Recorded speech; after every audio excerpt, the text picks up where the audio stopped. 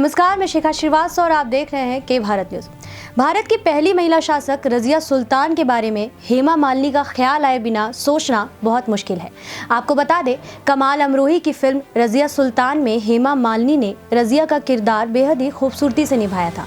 उनके साथ इस फिल्म में धर्मेंद्र सिंह भी थे। रजिया सुल्तान की बात करें तो वो औरों की तरह शर्मीली बिल्कुल भी नहीं थी। रजिया दिल्ली के सुल्तान इल्तुतमिश की बेटी थी। वो बिल्कुल भी इस तरह की नहीं थी कि रेत के टीलों में विलाप करे और प्रेम गीत गाए, चाहे वो गाना शानदार ए दिले नादान ही क्यों ना हो। वो एक जोशीली घुड़सवार व तलवारबाज थी। उनके पिता और उनके भरोसेमंद काले गुलाम जमालुद्दीन याकूत ने उन्हें युद्ध कला में पारंगत किया था। उन्हें शासन करने का भी प्रशिक्षण दिया गया था और जब इल्तुतमिश ग्वालियर की ओर एक अभियान पर निकले तो उन्हें सल्तनत की जिम्मेदारी सौंप दी गई थी।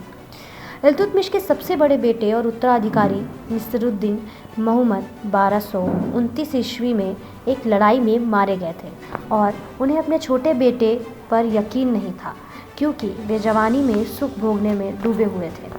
परंपरा से बिल्कुल हटकर उन्होंने रजिया को अपना उत्तराधिकारी नियुक्त कर दिया। कहा जाता है कि वो रजिया की क्षमता को 20 बेटों के बराबर बताते थे। सुल्तान की इच्छा के विरुद्ध कुछ प्रभावशाली लोगों ने उनके छोटे भाई और नाकाबिल भाई रकुनुद्दीन फिरोज को अप्रैल 2036 से अक्टूबर 2036 में तख्त पर बैठा दिया। लेकिन जल्द ही योद्धा रजिया सुल्तान ने परिस्थितियों को अपने पक्ष में मोड़ लिया।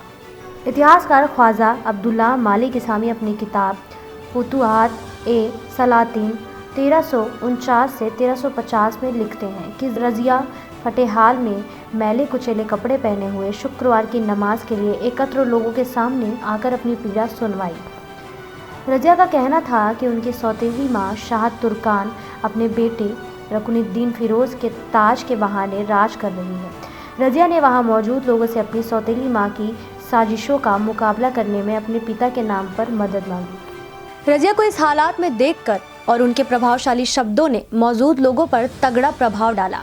इससे एक और आक्रामक कदम की शुरुआत हुई, यानी दिल्ली के लोग और रजिया के बीच एक संबंध की शुरुआत हुई। इसामी कहते हैं कि इस घटना के बाद रजिया और आम लोगों के बीच एक और बात पर सहमति बनी, जिसके तहत उन्हें अपनी क्षमता प्रदर्शित करने का मौका मिलना था और अगर वो खुद को आदमियों से बेहतर साबित नहीं कर पाती तो उनका सिर कलम करा दिया जाना था। जब तक उनका भाई शहर में वापस आया, रजिया का राज्याभिषेक हो चुका था और फिर शाह तुर्कान को जेल में डाल दिया गया और बेटे दोनों को 9 नवंबर सन 1236 को मार दिया गया। उन्होंने महिलाओं को दी जाने वाली पदवी को नकार दिया था। उनकी नज़र में शासक रजिया सुल्तान के लिए यह एक कमज़ोर पदवी थी। उन्होंने अपने जनाना कपड़े छोड़कर आदमियों की तरह कुर्ते, लबादे और पगड़ी पहनना शुरू कर दिया। उन्होंने पर्दा करना भी छोड़ दिया। इतिहासकार मिनहाज उस सिराज कहते हैं, सुल्तान रजिया एक महान शासक थी। वह समझदार थी, ईमानदार और उदार, अपने साम्राज्य की संरक्षक, इंसाफ देने वाली, अपनी प्रजा की रक्षा करने वाली और अपनी सेना की सेनापति थी। उनमें वे सारे गुण थे जो एक राजा में होने चाहिए, लेकिन बस उनकी पैदाइश सही लिंग में नहीं हुई थी, इसलिए पुरुषों के विचार में उनकी ये सारी खूबियाँ बेकार थी।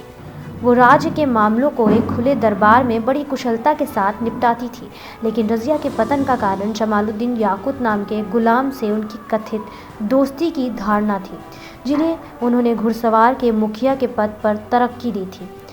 इससे बेहद शक्तिशाली तुर्कों का गुट नाराज हो गया, जिन्हें लगता था कि सभी महत्वपूर्ण पद तुर्कों के पास ही रहनी चाहिए।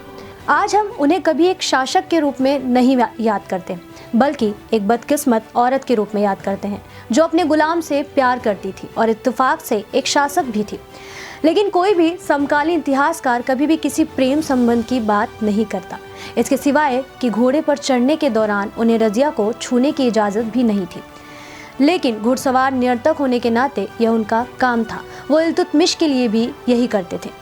उनके एक काले गुलाम के साथ कथित प्रेम संबंध के कारण उनके खिलाफ बगावत हुई थी, या इसलिए कि वो अब शक्तिशाली तुर्कों की कठपुतली नहीं रह गई थी।